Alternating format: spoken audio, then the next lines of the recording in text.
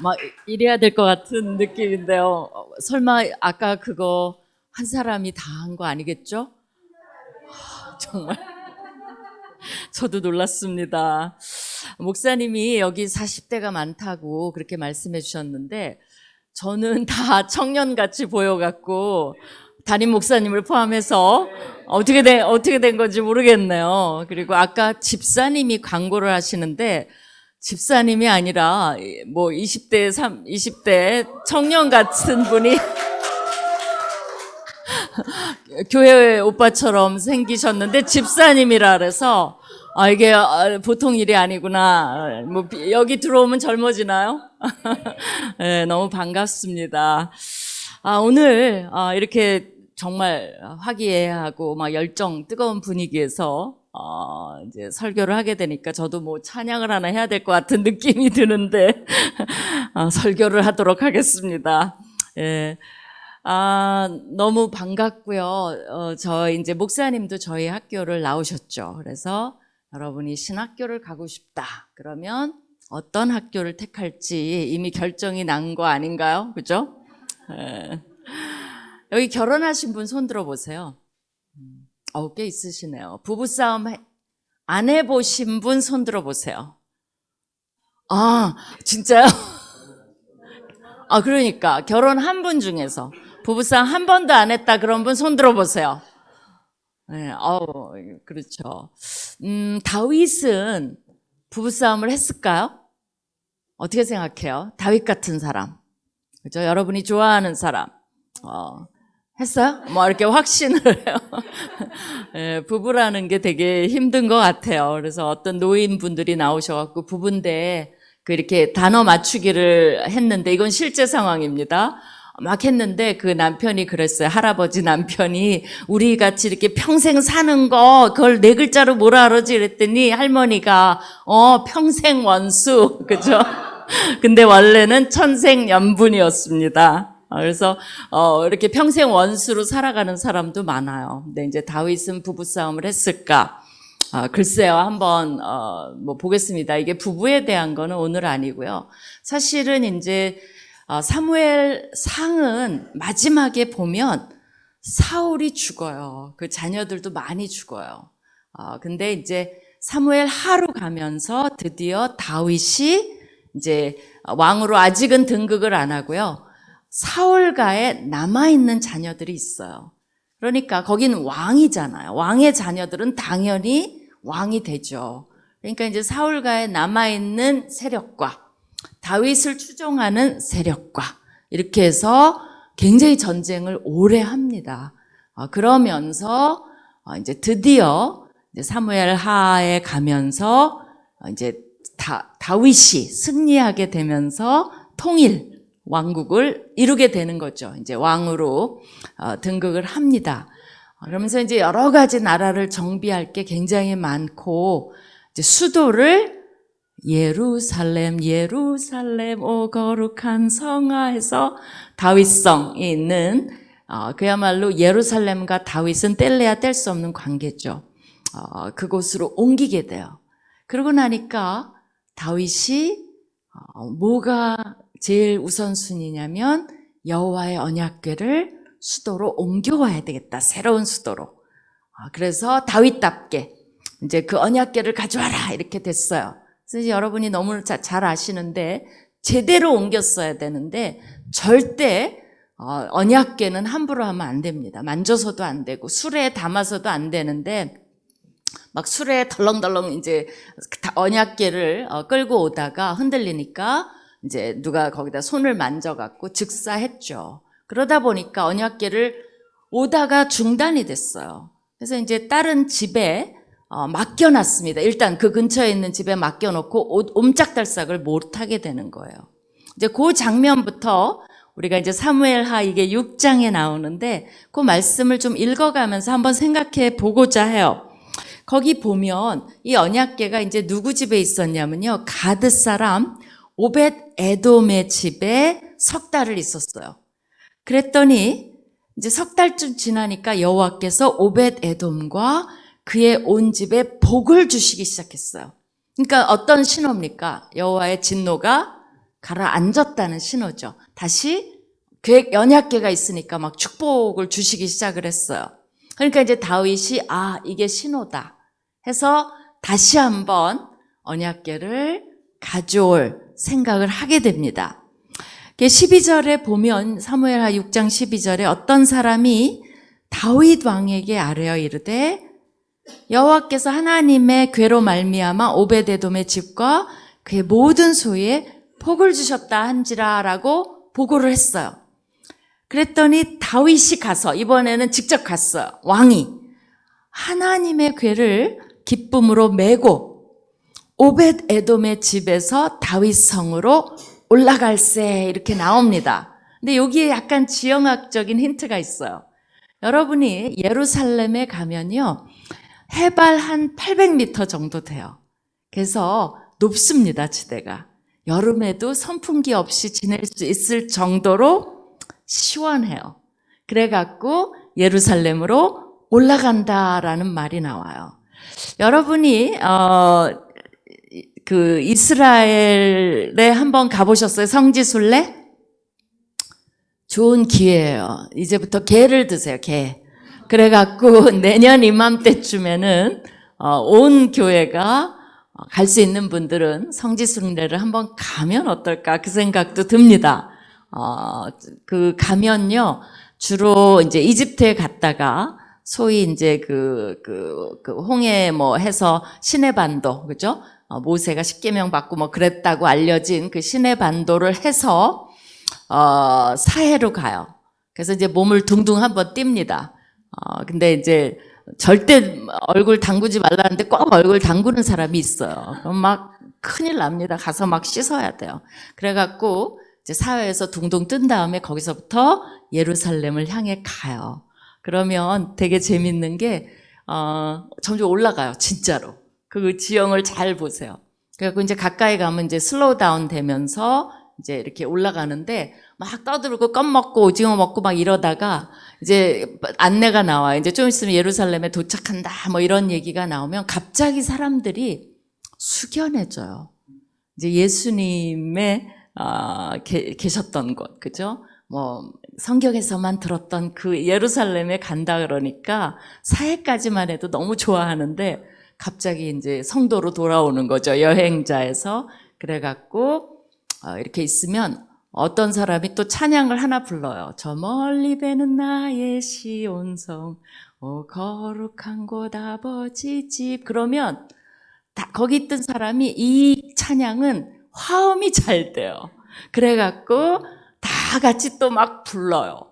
근데 참 이상한 게 부르고 나면 왜 그런지 또 눈물이 막 나요. 그죠? 그래갖고 또 막 울어요. 그러면서 이제 각자 창을 보면서 이제 묵상에 들어가는 거죠. 그렇게 해서 예루살렘에 이렇게 올라가게 됩니다. 그래갖고 다윗 호텔이 있어요. 거기 좀 비싸서요. 딴 데 묵고 거기 가서는 저녁에 커피 마시면 좋습니다. 가갖고. 어쨌든 거기 보면 여호와의 궤를 맨 사람들이 6걸음을 가매 다윗이 소와 살찐 송아지로 제사를 드리고 그랬어요. 여러분 송아지 잡아봤어요? 잡아봤어요? 진짜? 그런데 참여해봤나 봐요. 소 잡아봤어요? 안 잡아봤죠. 우리 어렸을 때는 닭, 어머니가 기억나. 우린 닭을 길렀어요, 마당에. 정말 뭐 옥수수도 우리 길렀고, 그래갖고 내가 이렇게 먹이를 주러 가면 수탉이 싸나와갖고 내 여기에 확 올라타요. 그러면 막 올라타면 너무 놀래갖고 애니까 그 먹이 주러 왔던 걸 막 놀래갖고 던지면 그때 막 가서 먹이 먹고 그래요. 수탉 되게 싸나와요. 근데 이제 손님 오시면 어머니가 암탉 잡아갖고 막 껍질 벗겨갖고 목을 탁 치면 피가 촥 나와요. 그래서 여러분이 저도 그걸 잊을 수가 없어요. 그리고 그게 밥상에 올라오면 그게 먹을 맛이 안 나요. 아까 그 피 생각이 나갖고. 근데 이제 6걸음을 가니까 다윗이 소와 살찐 송아지로 제사를 드려요. 그럼 어떻게 되죠? 거기가 이게 이제 굉장히 제사를 드리는 게 예배처럼 좋게 생각하는데 사실 끔찍한 장면이죠. 거기서 각을 뜨고 막 해갖고 막 피가 줄줄 흐르고 그러면서 제사를 지내면 이게 막 하늘로 연기가 올라가잖아요. 그죠? 소고기 굽고 여기 돼지고기 구우면 어때요? 이제 여긴 돼지고기는 없지만 냄새 대단하죠. 그러면 제사라는 게요. 아마 이스라엘 백성은 이게 잊을 수 없는 장면이 될 거예요. 그쵸? 그 자리에서 피가 막 튀고 그 다음에 연기가 오르고 냄새 막 이런 시각과 후각과 막 이런 거를 자극하면서 이제 막 하나님 앞에 제사를 드리기 때문에 대부분 이스라엘 사람은 여기 나와서 구경을 할 겁니다. 제가 탄자니아에 갔는데요. 집회를 한다 그래갖고 하는데 거기는 TV도 없고 뭐 뉴스페이퍼 신문도 없고 그냥 사람들이 할 게 없어요. 그러니까 이제 누가 온다 그러고 한국에서 왔다 그러고 막 이러니까 굉장히 오래 기다려요. 뭐 모이면 여러분처럼 쫙 모이는 게 아니라 몇 시간에 걸쳐서 애 없고 막 거기 모이는 거예요. 그래갖고 4시인가 3시부터 한다 그랬는데 실제 시작은 7시 정도 해요. 깜깜해지면 이제 사람들이 다 이렇게 모여오는 그런 게 있어요. 그래서 여기도 이 하나님의 제사라는 거 그런 것들이 굉장히 사람들한테 인상에 남는 이제 그런 장면이 돼요. 그래서 다윗의 기분은 어땠을까요? 자기가 왕이 됐어요. 수도를 옮겼어요. 그리고 여호와의 궤가 들어옵니다. 그러니까 다윗이 거기 보면 여호와 앞에서 어떻게 했다 그랬어요? 힘을 다하여 춤을 추는데 그때 다윗이 제사장처럼 배 에봇을 입었더라 이렇게 돼 있어요. 다윗과 온 이스라엘 족속이 즐거이 환호하며 나팔을 불고 여호와의 궤를 메어 오니라 이렇게 돼 있죠. 그러니까 시끌벅적한 거죠. 온 나라가 난리법석이 되는 거죠. 근데 내가 이제 촬영을 한다면 영화를 찍는 감독이라면 이 장면과 이게 막 난리로 막 할 거예요. 그 다음 장면이 완전히 대조가 되게 찍을 것 같아요. 그리고 성경도 그렇게 묘사하고 있어요. 갑자기 조용하면서 카메라가 다른 한 곳을 향하게 돼 있습니다. 16절에 보면요. 여호와의 궤가 다윗성으로 들어올 때 사울의 딸 미갈이 창으로 내다보다가 자 여기 보면 사실은 다윗의 아내거든요. 근데 성경이 굳이 뭐라고 했습니까? 사울의 딸, 그부터가 뭐예요? 요거 조금 부정적이죠. 이미. 그렇죠? 사울의 딸 미갈이 창으로 내다보다가 뭘 보여줍니까? 백성들은 다 나가 있는데 이 여인은 퍼스트 레이디로서 뭐 하고 있는 겁니까? 내다본다는 건 뭐예요? 마치 위에서 그렇죠. 다윗성이 제일 높으니까 거기서 오는 것을 내다보고 있었겠죠. 굉장히 이렇게 반갑게 보고 있었을까요? 표정은 여러분이 상상해 보세요. 어쨌든 성경은 뭐예요? 분위기가 싸한 분위기가 약간 있습니다. 내다보다가 그 다음에 말이 이제 점점 험악해지는 거죠. 다윗 왕이 여호와 앞에서 뛰놀며 춤추는 것을 보고 심중에 그를 어떻게 했다 그랬어요? 업신여기니라. 이거는요 성경에서 말해주지 않으면 우리가 몰라요. 겉으로 나 업신여겨 이런 게 아니죠. 속마음을 성경에서 우리에게 가르쳐주고 있는 거죠. 근데 이 단어가 굉장히 중요한 단어예요. 어디서 쓰였는 줄 알아요? 이제 한국말로는 몰라요. 번역이 다르게 돼서.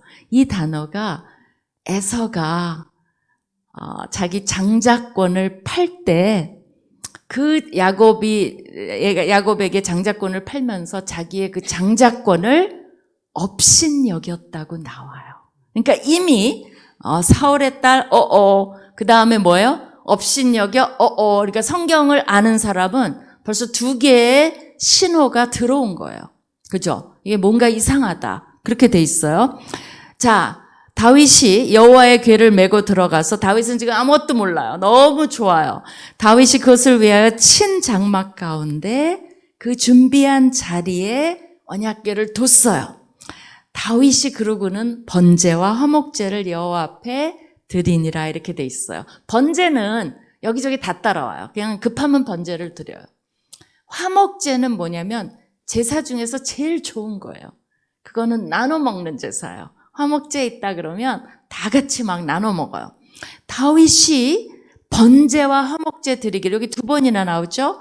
드리기를 마치고, 그러니까 이게 막 페스티벌인 거예요. 그야말로. 그런 피스트, 페스티벌, 뭐 이런 분위기로 지금 쓰고 있어요. 번제와 화목제 드리기를 마치고 만군의 여호와의 이름으로 백성에게 축복하고 모든 백성, 곧 온 이스라엘 무리에게 남녀를 막론하고 떡 한 개. 여기서도 떡 받아보셨나요? 언제 주죠? 부활절? 그죠? 크리스마스? 또 뭐 언제 주죠? 추수감사절? 뭐 이럴 때 뭐 주죠. 근데 그게 왜 그렇게 좋은지 몰라요.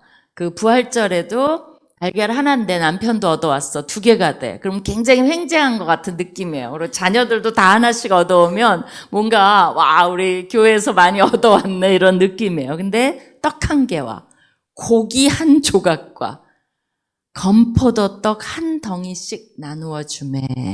뭘 말합니까?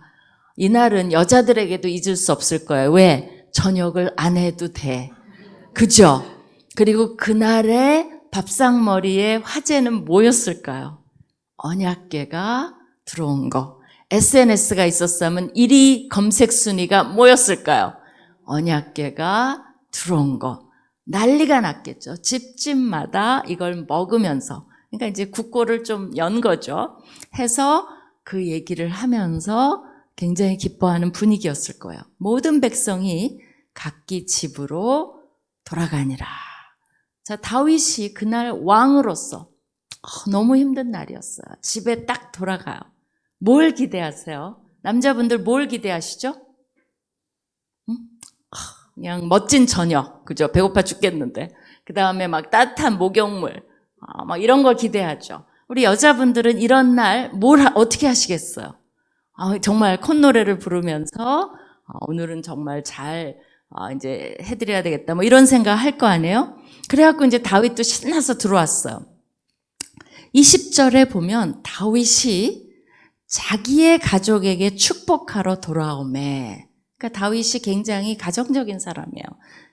왕의 임무를 다 하고 가정의 임무를 이제 하러 들어왔어요. 자, 근데 이제 사울의 딸 미갈이 다시 한번 저자가 우리한테 말을 하죠. 누구의 딸이에요? 다윗의 아내가 아닌 사울의 딸이에요. 사울의 딸 미갈이 나와서 다윗을 맞으며 이르되 너무 고생하셨어요. 얼마나 힘드셨어요. 영어로 하면 I'm so proud. 너무 자랑스러워요. 뭐 이런 말 해야 되잖아요. 근데 이제 뭐라고 하는지 한번 봅시다. 이스라엘 왕이 오늘 어떻게 영화로우신지 여기까지는 좋아요. 그죠? 그러면서 뭐라 그러냐면 방탕한 자가 염치 없이 자기의 몸을 드러내는 것처럼 오늘 그의 신복의 계집종의 눈앞에서 몸을 드러내셨다라고 얘기를 해요. 이거 칭찬이에요? 비난이에요?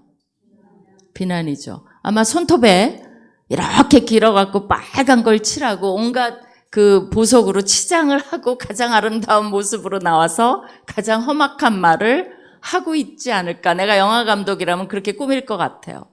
그러면서 뭐라고 얘기해요? 창피해 죽겠다는 거예요. 왕의 체면을 차려야지 내 계집종 앞 보기에도 너무나 창피한 짓을 했다는 거예요. 다윗이 뭐를 했죠? 뭘 잘못했죠? 춤춘 거 잘못이에요? 뭐를 했죠, 오늘? 그러니까 여러분이 한번 생각을 해봐야 돼요. 미갈은 뭘 생각하고 있는 거죠? 우리가 여기서 생각을 해봐야 돼요. 그 다음에 다윗이 이럴 때 뭘 기대합니까, 여러분? 내가 너무, 우리가 아는 다윗, 영적인 다윗. 내가 너무 잘못했어. 그렇구나. 미안해 하고 어떻게 했을 것 같아요? 여러분이면 어떻게 해요? 싹싹 빌어요? 다시는 안 그렇게 그래요? 어떻게 할까요? 참 이게 곤란한 거죠. 자, 이제 다윗이 어떻게 했나 봅시다. 21절에 아까 읽었던 거예요. 다시 이런 문맥에서 다윗이 이 말을 합니다. 여러분이 다 같이 한번 읽어주시겠어요? 시작.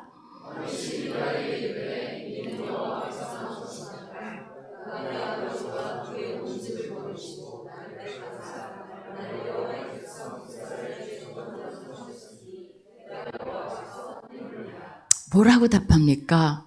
사실은 굉장히 뼈아픈 말을 해요. 미갈에게서는 네 아버지 집에서 그것을 왕권을 뺏어서 나에게 왕권을 주신 분은 누구라는 거예요? 하나님이라는 거예요. 그렇기 때문에 내가 하나님, 그러니까 다윗은 그걸 너무나 자기가 잘나서, 자기가 전쟁을 잘해서, 자기가 뭐 지도력이 있어서 왕이 된 게 아니라는 걸 너무나 잘 알고 있어요. 자기는 하나님이 자기에게 부족하지만 그러나 이 왕권을 자기에게 옮기셨으니 내가 여호와 앞에서 뛰놀리라. 그죠? 내가 인간들에게 한 게 아니라 여호와 앞에서 한 것이 아니냐라고 얘기를 해요. 그러면서 22절에 뭐라고 하냐면요. 내가 이보다 더 낮아져서 스스로 천하게 보일지라도 네가 말한 바 계집종에게는 내가 높임을 받으리라. 그러니까 자기 아내 미갈이 뭐예요? 계집종보다 못하다는 거예요. 계집종도 나를 그렇게 취급하지는 않을 거라는 거예요. 나는 이거보다 더 천해질 수도 있다는 거예요. 여호와 앞에서라면 그분이 나를 왕으로 삼으셨는데 이런 특권을 주셨는데 나는 여호와 앞에서 얼마든지 춤출 수 있다. 그러면서 정말 그 다윗이 호소를 합니다. 자, 이쯤 되면 하나님이 성경에서 누구 편을 들어줬을까요? 아내 편, 남편 편, 미갈 편, 다윗 편 누구예요? 그러므로 사울의 딸 미갈이 죽는 날까지 그에게 자식이 없느니라. 마지막 기회였어요. 사울가가 다 죽었어요. 미갈이 자식을 낳는다면 사울가와 다윗 사이에서 다음에 왕이 나올 수 있는 찬스가 있었어요. 근데 그걸 날려버린 사람이 누굽니까? 여전히 미갈은 사울의 딸이었다는 것을 증명해요. 자, 이 얘기와 지금 21세기를 살아가는 우리와 무슨 관계가 있을까요? 그 얘기를 좀 하고 싶어요. 첫 번째는 뭐냐면 여러분의 삶의 평가 기준을 바꾸라는 거예요. 뭐냐면 여호와 앞에 사는 자와 사람들 앞에 사는 자. 이 미갈이 가장 두려워했다는 건 뭐예요? 체면이에요.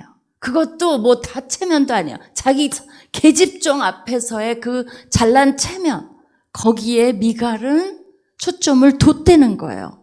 여호와의 평가가 기준인 사람과 인간의 평가가 기준인 사람의 차이를 보여주고 있어요. 미갈은 인간 영화의 중요성, 그거 중요하지 않다는 게 아니에요.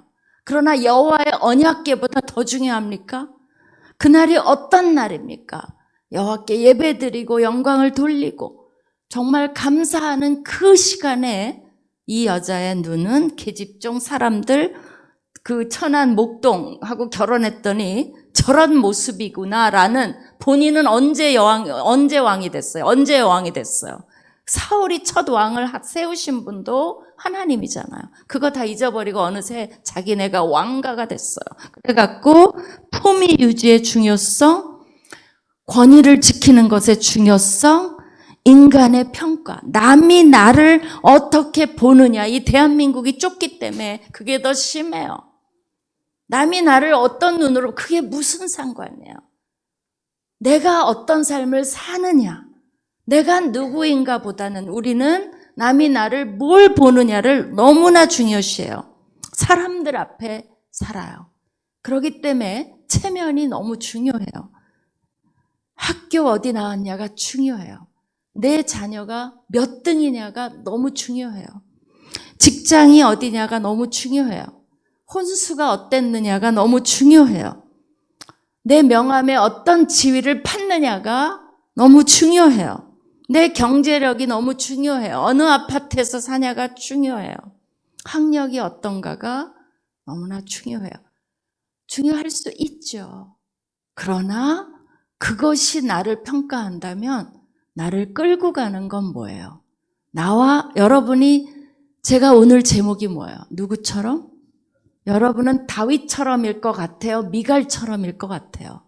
안타깝지만 우리가 조심하지 않으면 미갈처럼 살고 있어요. 말은 다윗이요.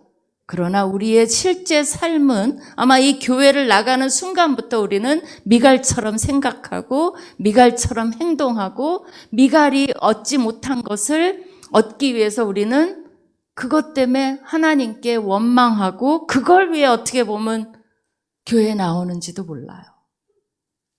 주객이 전도가 됐다는 거죠. 이런 것에서 우리가 한번 생각을 해봐야 돼요. 비교 프레임에서 벗어나야 돼요. 정말 그래요. 요새는 카페인 중독자가 너무 많습니다. 그게 뭔 줄 알아요? 카카오톡, 페이스북, 이는 뭘까요? 인스타그램. 거기 보면 어떻게 돼 있죠? 다 행복해 보여요. 어머 이런 거 먹었네. 어머 이런 데 갔네. 어머 둘이 너무 행복해 보여. 우리는 방금 싸웠는데 내 남편은 왜 저래? 내 부인은 왜 저래? 저렇게 이쁜데 우리 부인은 뭐야? 모든 게 다 근데 저를 신뢰하세요. 제가 사역 오래오래 했어요. 설교 많이 다녔어요. 문제 없는 사람 한 명도 없어요. 정말 나는 그런 거 그 사람은 아무 생각 안 하고 사는 거예요. 생각이 있다. 요새는 초등학생도 불행해요. 초등학생도 힘들어요. 더군다나 거기에 요새 마약 문제까지 생겼어요. 이제 정말 마약하지 마라. 그거를 우리가 주의 주게 생겼어요. 중고등학생, 우리나라 말도 못하게 불행해요. 얼마나 부모들이 그 초조림을 해대는지 맨날 소금 뿌리잖아요. 그러니까 고등학생 되면 완전히 쉬어요. 애들이 쉬어. 더 이상 쩔여져 갖고. 다 비교해요. 그 초등학생들이 뭐라 그러는 줄 알아요? 100점 맞아오면 엄마가 잘했어 그러지 않는데요. 다른 애들 다 100점 맞았지 이런데요. 그리고 누구누구 100점 맞았어 그런데요. 그러니까 항상 불행해요. 왜? 항상 비교당해요. 누군가에게 비교당해요. 그런 것은 기독교인들은 거기서 벗어나야 된다는 거죠. 다윗의 기준은 어디에 있었죠? 하나님이 나를 어떻게 보시나. 그랬더니 하나님이 자기 같은 목동을 이스라엘의 왕으로 삼으신 것은, 그거는 이 피스트, 셀리브레이션을 안 할 수가 없는 문제예요. 내가 이거보다 더 천할지라도 내가 여호와 앞에서 뛰놀겠다는 거예요. 누가 그걸 뭐라 그래요? 하나님이 기뻐하시는데. 그렇기 때문에 그 피그말리온 효과라고 여러분이 아마 들어보셨을 거예요. 이제 그리스의 피그말리온이 조각을 이제 여자 혐오증이 있는데 자기가 여자 조각상을 해보니까 조각을 너무 잘 만든 거예요. 그래서 그 조각한테 사랑에 빠졌어요. 그랬더니 이제 사랑의 신인 아프로디테가 너무 불쌍해서 그 여자의 그 조각상에 생명을 불어넣어서 어떻게 보면 너무나 그 사랑하고 간절하게 되니까 이제 현실이 됐다 뭐 이런 데서 피그말리온 효과라는 말을 써요. 근데 이제 하버드에서 돌발성 학습 능력 그 예측 테스트라는 거를 하기 위해서 실험을 했어요. 그래갖고 이제 그 학생 한 반을 만들어서 이제 교사들에게 뭐라고 했냐면 얘네들은 최고의 IQ의 학생들을 뽑은 것이다. 그렇기 때문에 이 학생들의 레벨을 여기까지 올려달라. 그거를 부탁을 했어요. 결과가 어떻게 됐을까요? 올라갔어요. 근데 실제로 놀라운 건 뭐냐면 최고의 IQ가 아니라 무작위로 뽑은 거예요. 그럼 얘네들이 왜 올라갔을까요? 왜냐하면 선생님들이 기대를 한 거예요. 공부를 못해도 그 눈으로 바라본 거예요. 너는 잘할 수 있어. 너는 너 훨씬 잘할 수 있어. 무슨 일이 있었구나.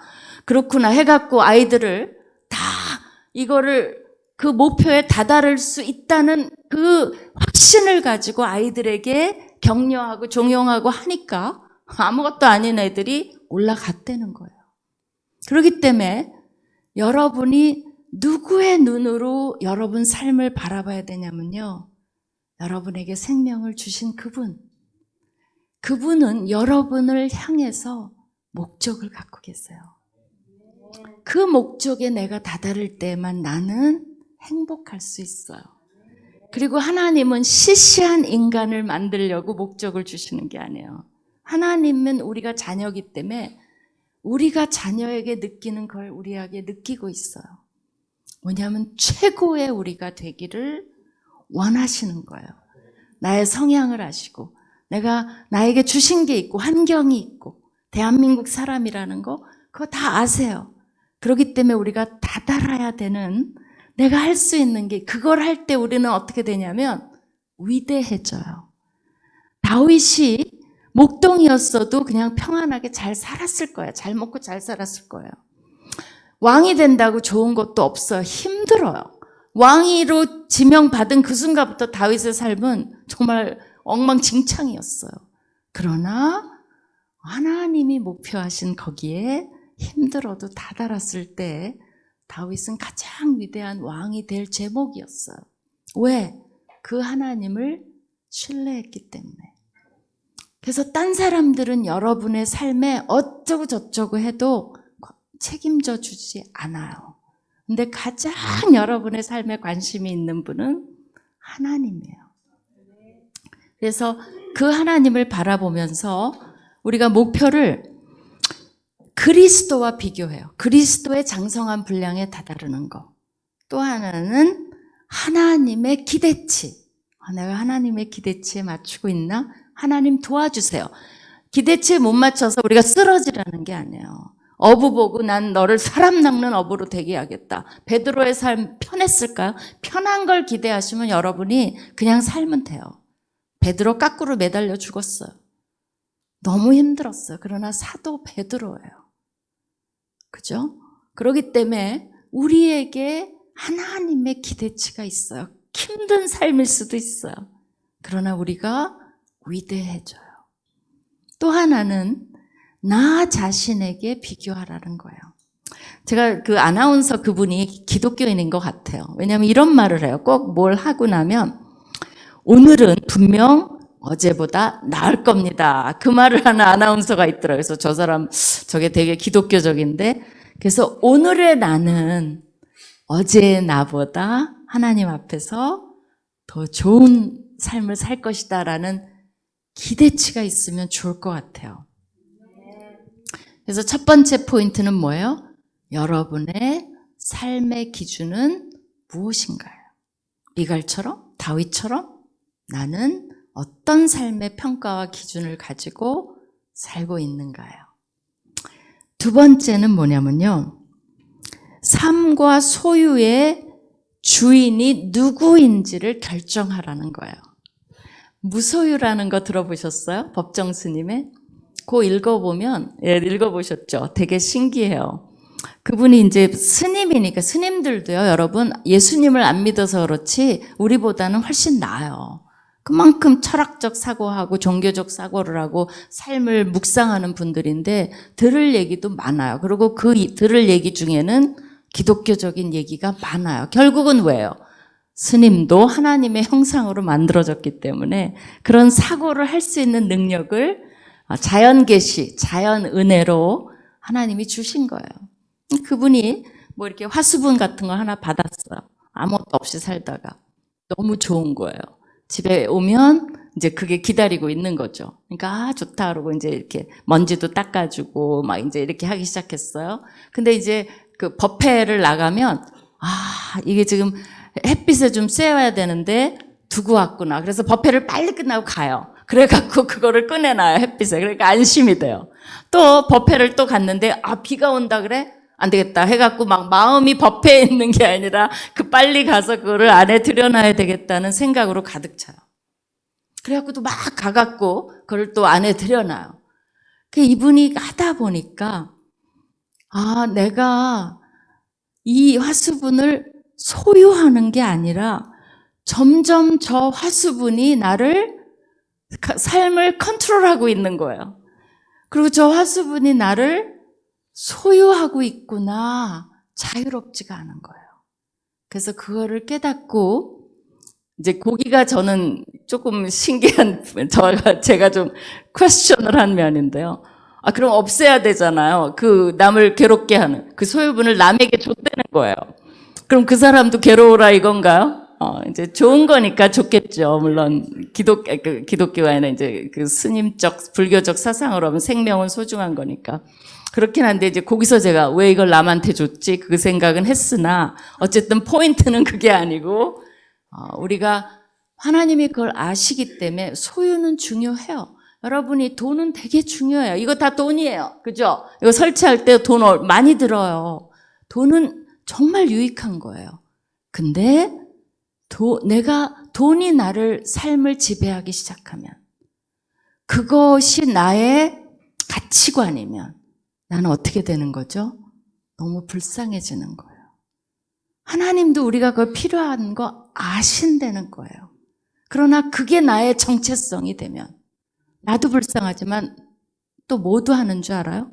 남도 그렇게 봐요. 저 사람이 소유가 얼마나 있지? 그 잣대로 보기 시작해요. 저 사람은 사람들이 저 사람을 우러러 이런 것들이 목표가 되기 시작해요. 그러면 하나님은 조금 세컨더리로 되는 거죠.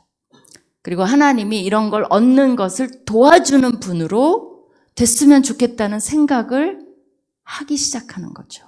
그렇다면 하나님이 나의 구주가 아니라 하나님은 뭐예요? 나의 지니가 되는 거죠. 그냥 내가 잘 먹고 잘 살게 도와줬으면 좋겠다. 그리고 요구는 안 하셨으면 좋겠다. 그러면 누구처럼 돼가는 거예요? 미갈처럼. 다윗은 철저히 여기 보면 그러지가 않았어요. 자, 제가 베트남에 간 적이 있어요. 이제 가갖고 이제 그 컨베이어 벨트에서 이제 가방을 기다리고 있는 거예요. 수케이스를. 그러고 있는데 가만히 이렇게 멍하고 있다 보니까 앞에 그 몇 개 이제 컨베이어 벨트 돌아가는데 TV가 어마어마하게 커요. 뭐 한 이거보다 좀 더 큰 것 같아. 그런 게 쫙 있는 거예요. 그러고 보니까 삼성이에요. 그러니까 외국 가면 다 애국자 되잖아. 다 그래요. 보자마자 말이 다 똑같아. 삼성이다. LG다. 현대다. 현대차 간다. 뭐 이러고 있거든요. 그래서 나도 아무도 없지만 속으로 삼성이다. 그러고 봤는데 거기 선전이 나오는 거예요. 어떤 선전이냐면 이 타조가 그 이제 외국 관광객들이 이제 먹고 간 그 테이블을 뒤지고 있는 거예요. 타조가 막 그렇게 뒤지다가 거기 먹을 거 먹고 하다가 거기에 무슨 벌추얼 안경인가 그런 게 있었던 것 같아요. 그게 이제 확 씌워졌어요. 그래갖고 이제 타조가 그걸 쓰고 그걸 벗으려고 이렇게 하다가 보니까 못 볼 걸 본 거예요. 뭘 봤게요? 창공을 본 거예요. 그러면서 창공에 구름이 쫙 있고 햇빛이 쫙 뜨는 그거를 본 거예요. 자, 타조는 날 수 있어요, 없어요? 그렇죠. 굉장히 비참한 새예요. 새인데 날 수가 없어요. 근데 그 창공을 보니까 본능이 움직이기 시작하는 거예요. 날개가 자기도 모르게 들썩거리는 거예요. 그래갖고 밤에도 있질 못해요. 낮에도 막 나는 연습을 해요. 그러니까 다른 친구 그 먹을 거 먹는 사람들이 쟤 왜 저러니 막 넘어지고 그래요. 연습하다가. 그러면서 이 타조가 날았을까요? 못 날았을까요? 곤란하죠. 선전이니까 날아요. 네, 그러면서 뭐라고 나오면 우리가 만들 수 없는 걸 만들고 이러면서 마지막 그 선전이 뭐냐면 do, 영어로 할게요. do what you can't. 그게 뭐예요? 할 수 없는 것을 하라는 거예요. 그러니까 삼성이 이거 외주 준 건데 되게 잘 만들었어요. 그러고 나서 삼성이란 말 중간에 하나도 안 나와요. 우리는 할 수 없는 걸 한다는 거죠. 할 수 없는 것을 알아. 그래 놓고 삼성 이렇게 나와요. 선전은 저렇게 만들어야 되는 것 같아요. 그죠? 같은 선전이라 저 상 많이 받았다 그랬죠? 굉장히 영감을 주는 그런 선전인 것 같아요. 제가 왜 이걸 보자고 했을까요? 사실은 기독교인의 삶이 그래요. 우리는 왜 날 수 있었냐면 저 창공은 현실이잖아요. 근데 모르고 있었잖아요. 근데 그걸 알게 되니까 그대로 있을 수는 땅만 볼 수는 없는 새가 돼버렸어요. 그 현실을 알고 날아야 되는 거죠. 근데 우리도 마찬가지예요. 땅만 보고 살 수 있는 사람들이 더 이상 아니에요. 그죠? 왜냐하면 영원한 생명이 있고 또 우리가 죄가 많다는 것도 알게 됐고 죄가 사해줄 수 있다는 것도 알게 됐고 단순히 먹고 사는 거 외에 훨씬 더 위대한 삶이 있다는 것도 알게 됐고 너무나 많은 진리가 있기 때문에 우리는 저 나머지 새들은 뭐예요? 제가 어떻게 저걸 날 수 있었지? 그걸 보여주는 거죠. 우리도 그런 진리를 보여주는 사람이 돼야 돼요. 근데 우리 많은 사람은 이덜 오아를 그게 편해요. 그냥 땅만 보고 살면 편해요. 어쨌거나. 그리고 그냥 그 불교처럼 공중만 보고 사는 거예요. 숲속에 들어가서 도만 닦으면 그것도 편해요. 근데 기독교는 하나님이 그러라 그러질 않았어요. 이 땅도 살면서 저것도 우리가 알려야 되는 긴장감 속에서 살아가야 되기 때문에 여러분이 힘들다면 그게 힘들어요. 근데 이 세상도 살아가야죠. 거기에 대해서는 하나님이 도와주세요. 힘도 주세요. 기도할 수 있어요. 근데 그렇지 않은 사람들은 지금 그러니까 다들 막 너무 힘들어요. 왜냐하면 기댈 데가 자기뿐이 없어요. 그러니까 있는 힘을 다해서 세상 사람은 죽어라고 사니까 마치 아무 문제가 없고 자기만 믿으면 되는 것 같지만 안 그래요. 그 마음속에서 불안해요. 힘들어요. 이러다가 내가 어디까지 이 쳇바퀴를 돌릴 수 있을까도 막막해요. 근데 여러분은 그럴 필요가 없어요. 우리도 그건 힘들어요. 세상 살아가는 거. 지금 뭐 경제도 안 좋고 뭐 어떻게 될지도 모르고 뭐 다 여러 가지 문제가 산적해 있고 대출도 해야 되고 뭐 주식도 다 날라갔죠?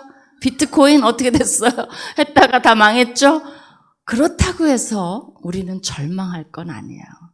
왜냐하면 먹고 사는 게 다가 아니라는 것을 하나님이 가르쳐주고 있어요. 그리고 너무나 그것 때문에 매몰되지는 말라고도 하고 있어요. 하나님을 신뢰하고 괜찮아요. 그건 좀 뭐 어떻게 돼도 여러분이 일용할 양식을 주시겠다고 한 것에 대해서 아멘 하셔야 돼요. 1년 먹을 거 여러분 걱정하니까 걱정하는 거지 하나님이 분명 그건 클레임해도 돼요. 하나님 내가 오늘 저녁 끼니가 없습니다. 그거는 걱정하셔야 돼요. 하나님께 주장하셔야 돼요. 그건 아니잖아요, 여러분은. 그죠? 여기가 압구정이니까. 그러면 그거는 걱정하지 말고 내가 하나님 앞에 어떻게 살아갈 것인가 그거를 고민한다면 하나님께서 함께 해주시고 여러분 모두 각자가 저렇게 날 수 있는 타조 위대한 삶을 살 수 있는 사람 또 다른 사람들에게 저 천국의 현실이 뭔지를 보여주는 사람 저 사람 뭐 안 되는 것 같은데 왜 저렇게 평안해 몰라 그 뭐 사랑하는 우리 교회인가 다닌대 그래 거기 가면 저렇게 아니 내가 보기에는 뭐 안 되는 거 천지만 왜 저렇게 삶이 신나고 뭘 저렇게 평안하고 막 난리야 그리고 왜 저렇게 막 가자 그러고 사랑하고 저래 몰라 뭐가 있나 봐 가볼까 뭐 이런 거죠 그죠 가서 우리 예배 한번 드려볼까 왜냐하면 정말 여러분이 보셔야 돼요 다 너무 힘들어요 겉으로 멀쩡하게 다니는 것 같죠? 속은 문드러지고 있어요. 근데 우리는 그럴 필요는 없어요. 하나님이 계시기 때문에. 아멘입니까? 그래서 여러분 결단을 오늘 하셔야 돼요. 누구처럼? 미갈처럼? 미갈처럼? 아까 찬양하던데요. 다윗 뭐라 그랬죠? 다윗처럼 막 이러면서 찬양만 하면 안 돼요. 실제로 우리 삶 속에서 하나님 괜찮습니다. 다 뭐 여러 가지 안 돼도 내가 누구 앞에서 뛰놀리라? 하나님 앞에서 뛰놀고 지금보다 더 천하게 될지라도 하나님 앞에서 뛰놀겠다. 우리 그 찬양 한 번만 더 해봐도 돼요? 네, 사실 이렇게 찬양하는 동안에 여러분 근심 걱정 없죠? 다 이런 모먼트가 있다는 자체, 예배하는 동안에는 막 걱정하지 않잖아요. 이런 평화도 안 믿는 분들은 갖기가 힘들어요. 우리가 전도를 해야 되는 이유가 이런 여러분이 배우신 거 다 있어요. 그러나 그들의 삶에 우리가 좀 안식을 줄 필요가 있어요. 너무 불안해해요. 근데 우리는 이렇게 어른이 됐는데 40대가 넘고 막 이랬는데도 다윗처럼 막 이러고 있으니 그러면서도 마음이 평안하잖아. 그 평안, 그러니까 이 걱정이 다 없어졌다는 게 아니에요. 괜찮아, 그건 있어요. 없을 수가 없어요. 천국에 갈 때까지. 그러나 우리의 그 평안한 마음 있잖아요. 지금 느꼈던? 그거를 주시겠다는 거예요. 그러면 뭐가 두려워? 일용할 양식 주시고 요새는 헌옷 가면 옷도 다 있어요. 진짜. 그렇다면 뭘 두려워하는 거죠? 오히려 우리가 두려워할 것은 그냥 먹을 것만 땅만 파다가 살까봐. 그 타조가 이만큼 나 먹을 거 찾았어. 나는 요만큼이야. 그러고 우리가 살고 싶어요? 난 더 많아 너보다. 나 그거는 더 비참해요. 그거보다는 교회에 초대도 하시고 그들에게 평안도 주고 영생이 있다는 것도 알려주고, 그죠? 그 일본 사람들도 되게 이게 막혀 있잖아요. 그 문제가 굉장히 심각하다는 걸 많이 얘기하고 있어요. 사실 복음도 우리 너무 미워하지만 말고 우리가 그분들에게도 복음도 전해야 되고 할 일이 너무 많아요. 그죠? 그래서 우리가 정말 하나님이 장난이 아니라 여러분의 염려를 계획도 하고 고민도 하셔야 돼요. 이 땅에 사니까. 그러나 그 염려를 맡기세요. 주님 도와주세요. 저는 이거 재주가 없어요. 그렇게 하면서 더 위대한 일을 해나갔을 때 다윗처럼 된다는 거예요. 우리 함께 기도를 좀 모읍시다. 지금 이 시간 주님, 제가 여러 가지 미갈처럼 살고 있는 모습이 있습니다. 그것을 주님께 맡깁니다. 그런 것들을 위해서 함께 여러분이 말씀 들으면서 깨닫게 해주신 그 부분을 하나님께 기도하겠습니다. 같이 기도하시겠습니다. 하나님 아버지, 주님 감사합니다. 주님께서 우리 이렇게 보여주셨고 인도하여 주셨습니다. 주님, 다윗은 주님이 어떤 분이신지를 알고 주님이 다윗을 위해서 해주신 그 모든 것을 알기에 주님을 의지하고 주님 앞에서 사는 다윗의 모습을 우리에게 보여주었습니다. 오 하나님 아버지, 참으로 우리가 염려하는 것들, 걱정하는 것들, 비교하는 것들, 우리의 연약한 모습들, 미갈 같은 그런 비천한 모습들 주님께 다 맡깁니다. 주님만이 우리를 위대하게 할 수 있고 주님만이 우리의 삶을 의미 있게 만들어 주실 수 있고 주님을 따를 때만이 우리가 행복할 수 있고 주님을 정말 주님 뜻대로 살 때만이 우리에게 평안이 있고 의미 있는 삶이 있고 풍성한 삶이 있다는 것을 믿습니다. 주님, 두려워하지 않게 하여 주시옵소서. 염려하지 않게 하여 주시옵소서. 너무 걱정하지 않게 하여 주시옵소서. 주님께 이것을 맡기고 내어놓고 드릴 수 있는 우리가 되게 하여 주시옵소서. 아버지 하나님, 우리가 염려하는 그 시간에 해야 될 일이 너무나 많이 있습니다. 구원을 기다리고 있고 평안을 얻기 있고 갈구하는 사람들이 너무나 많이 있습니다. 우리가 그분들에게 손을 내밀게 하여 주시고 그분들을 구원하게 하여 주시고 아버지, 참으로 그분들과 정말 함께하게 하여 주시고 교회로 초대하게 하시고 저 타조처럼 하늘을 날며 하늘의 현실을 보여줄 수 있는 우리가 될 수 있도록 역사하여 주시옵소서. 아버지, 우리가 일주일 동안 살아갈 때 무엇을 그렇게 염려하는지 주님, 우리의 마음을 지켜주시옵소서. 우리가 너무 소유에 걱정하지 않게 하시고 인기에 걱정하지 않게 하시고 사람들의 시선에 신경 쓰지 않을 수 있도록 주님께서 역사하여 주시옵소서. 주시옵소서. 인도하여 주시옵소서. 하나님의 뜻을 구하게 하여 주시옵소서.